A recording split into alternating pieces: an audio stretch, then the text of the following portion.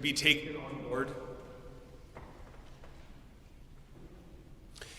In the time since I moved from California to England, there have been developments in Christmas decoration.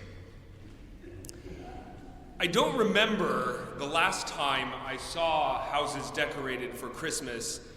Inflatable snowmen and light up inflatable fireplaces in front of houses. The wonders of capitalism never cease. And I wouldn't be telling you anything new this morning if I were to point out that as a cultural phenomenon today, Christmas has rather more to do with colored lights and presents and apparently inflatable snowmen than it does with the birth of Jesus the Messiah. And so I will refrain from mentioning it this morning. But as we look about us in this mixed season of celebrating the birth of Jesus, and of generosity, and of consumption, and of glamour, and of looking to see what is really there, the question we are asked, just as Joseph was asked when he was confronted with a wife-to-be who was strangely expecting, is, what do you see? Do you see strung lights denoting festivity and merriment, keeping the darkness at bay? Do you see enticements to buy more, to have more, to do more? Do you see a desperate girl doing her best to salvage her one chance at a stable married life? Or do you see a miracle, something truly new, something truly poised to make the whole world new? In the gospel reading last week, we heard of the disciples of John the Baptist asking after Jesus, to which Jesus replied, "The blind receive their sight, the lame walk, the lepers are cleansed, the deaf hear, the dead are raised, and the poor have good news brought to them. And blessed is anyone who takes no offense at me." That phrase, "who takes no offense at me," is more literally translated as, "who is not scandalized by me." The Greek word scandalon is what you sometimes hear translated as a stumbling block. That is, a thing that you literally trip over as you are making your way through life. For some in Jesus' day, the way that he healed on the Sabbath, the way that he flouted the authority of the empire over his people, the way that, as the Gospel of Luke has it, he gathered together with traitors and screw-ups and ate with them. These things were too much. Too much for people who were scandalized, so scandalized that they could not see who he was, what he was doing, how he was actually showing them God. Maybe for you, today's story of how the birth of Jesus the Messiah took place is such a stumbling block. For many people, Mary's story and Joseph's acceptance of it is too much. Too much to believe, too much to credit. It is a scandal to our 21st century scientific sensibilities. And so we are kept from seeing what this ancient witness to God's saving work is trying to show us. When we hear of the virgin birth, perhaps we stumble, and perhaps we look away.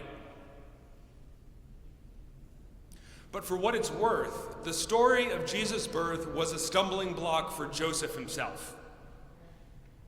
Sometimes people will wave away the virgin birth saying things like, "Oh, well, it's all well and good for people to believe that back then. They didn't know any better."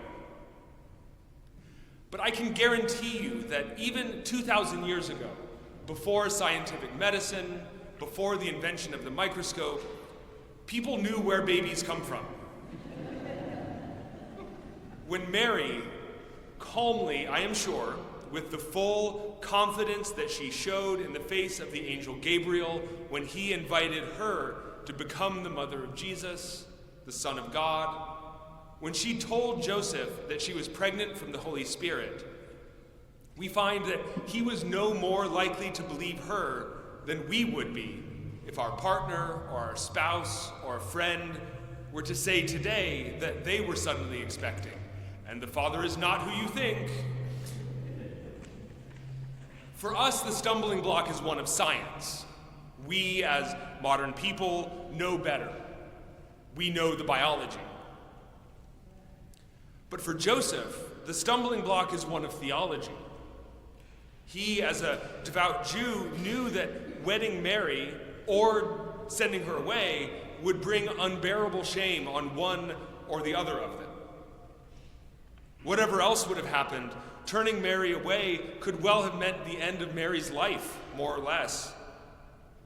Perhaps no longer able to return to the house of her father, and unlikely to find another man to take her in the patriarchal world of first century Judea, Mary would have had nowhere to go.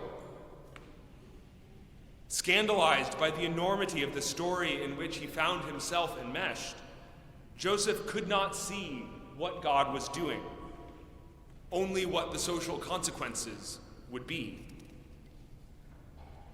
We are scandalized by that which trips up our assumptions about the way we encounter meaning in the world. We all tell stories as a means of encountering the world as meaningful. This is the history of myth, from ancient days all the way to our myth of the American dream. The question is which stories we tell, and whether we are willing to hear our old stories anew. Mary and Joseph lived in a sea of such stories, just as we do today. In Jesus' day, the stories that had most shaped the imaginations of the people of Judea were twofold. On the one hand, they saw and understood the world through the stories of the patriarchs and matriarchs, the prophets and the exile, woven together as the texts that would become the Old Testament. By these stories, they were able to see the world as meaningful. This is not just the river, it is the River Jordan, the water over which our ancestors crossed seeking freedom. This is not just bread, it is the unleavened bread of our mothers and fathers that they ate before fleeing captivity. I am not merely washing before dinner, I am joining in a cycle of practices which link me to my ancestors and to our God. The world is revealed to be filled with significance by way of these stories, told and retold. The other stories that shaped the people of Jesus' day were the stories of empire, which equally revealed the world as meaningful, but in a more terrible way. The stories of the Pax Romana, the Roman peace, showed the world to be at peace only by the grace of imperial might. It told of peoples who had found prosperity and help in exchange for submission to the authority of Caesar.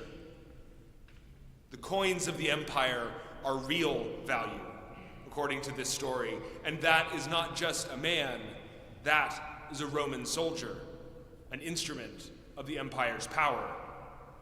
That is not merely one piece of wood tied to another, that is a cross, an instrument of terror, torture, and shame. With these dueling narratives, these dueling mythic resonances, Jesus' parents brought him into the world and raised him. And into these dueling mythic sensibilities, the angel of the Lord spoke to Joseph, saying, "Do not be afraid." The invitation of these last days of Advent, these last days before we once again welcome in the infant Jesus, the nascent Messiah, into our lives again, is to open our eyes to see aright. Some stories, Some mythic sensibilities reveal the world as it has been, as we would want it to be. The myths of our politics, of our righteousness, the myths that tell us we are right and the other is wrong, the stories that keep us from learning even from those we hate, who hate us, the stories that keep us from being surprised. These are the myths that are broken by the story of Jesus the Messiah, the story that begins today, in the quiet assurance of a mother-to-be and the trust that her fiancé shows in believing her, in being willing to be surprised by God's unbelievable love. The story we are given today is unbelievable.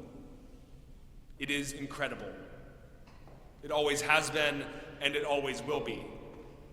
It is a stumbling block. But we are destined not to stumble and so look away, but rather we are being drawn as a lover draws her beloved out of themselves and into a loving embrace, to stumble over the incredible, to see the world as the place in which God has interrupted everything we know to be the case, and to see through this story the world being made anew, recreated in the image of God's desire. Now, the birth of Jesus the Messiah took place in this way. A new story was begun out of the living body of the old, transforming it, bringing it along into a new light, opening it out for all the world to see.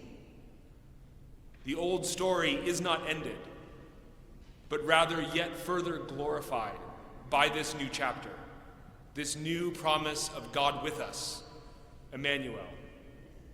He is with us. He is coming. Do you see?